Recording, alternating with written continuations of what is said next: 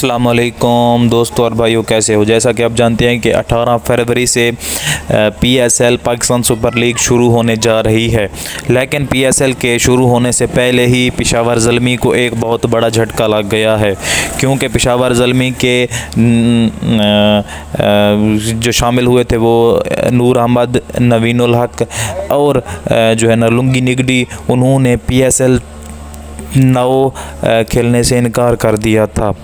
वो कहते हैं कि उनकी कोई ज़ाती वजूहात हैं, लेकिन जो सबसे बड़ा मसला उनका ये है कि वो आईपीएल को खेलना चाहते हैं, इसलिए उन्होंने पीएसएल को ड्रॉप किया है। तो इसी के मुतालिक देखते हैं कि अगर इंडियन मीडिया का इसके मुतालिक क्या रिएक्शन है, वो इसके बारे में क्या बात करते हैं कि नवीन उल हक, नूर अहमद और अफगानिस्तान के अक्सर प्लेयर जो है ना पीएसएल में नहीं। अगर आप पीएसएल में पेशावर ज़ल्मी के अगर फैन हैं, यानी बाबर आजम के अगर फैन है और पेशावर ज़ल्मी फ्रेंचाइज के अगर आप फैन हैं, टीम के अगर आप फैन हैं, तो आपके लिए एक बुरी खबर यह है कि नूर अहमद जो अफगानिस्तान के प्लेयर वो नहीं खेलेंगे। अफगानिस्तान के प्लेयर्स ने लगभग पीएसएल को ना कह दिया है, और इसके पीछे उनकी मजबूरियां रही हो या फिर पर्सनल फायदा रहा हो या फिर वो अपना वर्कलोड मैनेज कर रहे हो।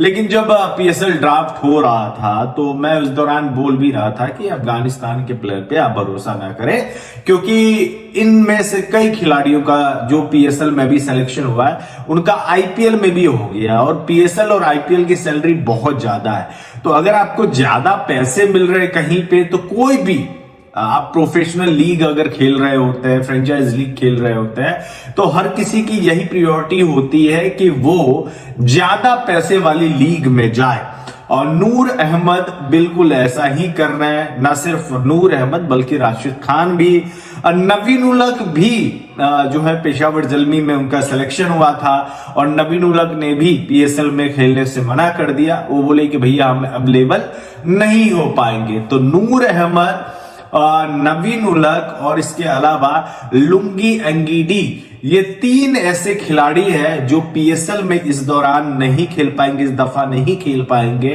तो अब जो सप्लीमेंट्री ड्राफ्ट होने वाला है, पेशावर ज़ल्मी भी उसमें हिस्सा लेंगे क्योंकि पीएसएल की टीम है।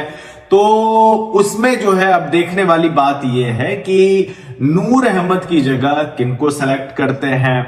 इसके अलावा नवीन उल हक और लुंगी एंगीडी, ये दो पेसर है जिनको बाबर आजम ने, जिन पर भरोसा जताया था कि ये खेलेंगे और हमारी टीम को जो है ट्रॉफी भी जिता सकते हैं। तो इन दोनों खिलाड़ियों पे जो है उन्होंने बाजी लगाई थी और कहा था कि भैया जो है आप इनको सेलेक्ट कर लीजिएगा। अब सेलेक्ट तो कर लिए, लेकिन खेलने से साफ तौर पे मना कर दिया है। अब पीएसएल में आप नहीं खेल पाएंगे। हाँ, हो सकता है कि आप बोलेंगे कि यार ये इंजरी है या फिर एक सर्टेन मैच के लिए ये अवेलेबल हो पाएंगे। वो सब एक बहाना हो जाता है साफ तौर पे कि पीएसएल में इतने ज्यादा पैसे नहीं मिलते, क्योंकि वहां ड्राफ्टिंग सिस्टम होता है और आईपीएल में ऑक्शन सिस्टम होता है। तो ऑक्शन में बड़ी बोली लग जाती है। कई दफा हमने देखा है कि झंडू प्लेयर सबको भी जो है करोड़ों में मिलते हैं पैसे, और करोड़ों में जब मान लीजिए 1 करोड़ भी अगर मिल गया आईपीएल में खेलते हुए ऑक्शन में 1 करोड़ में कोई बंदा बिका, तो वो पीएसएल के लगभग में 3.5 करोड़ हो जाता है। और 3.5 करोड़ तो वहां के आइकन प्लेयर सबको मिलते हैं, जैसे बाबर आजम लोग को मिलते हैं 3.5-4 करोड़ रुपए। तो ऐसे में कोई भी बंदा जो भी है इंटरनेशनल क्रिकेटर है, वो पीएसएल में अगर खेलने जा रहा है तो उनकी निगाहें यही होती है कि ज्यादा से ज्यादा मैं पैसे कमाऊं। अगर मैं 1 महीने का टाइम दे रहा हूं किसी फ्रेंचाइज लीग को, तो वहां से ठीक ठाक पैसे आए।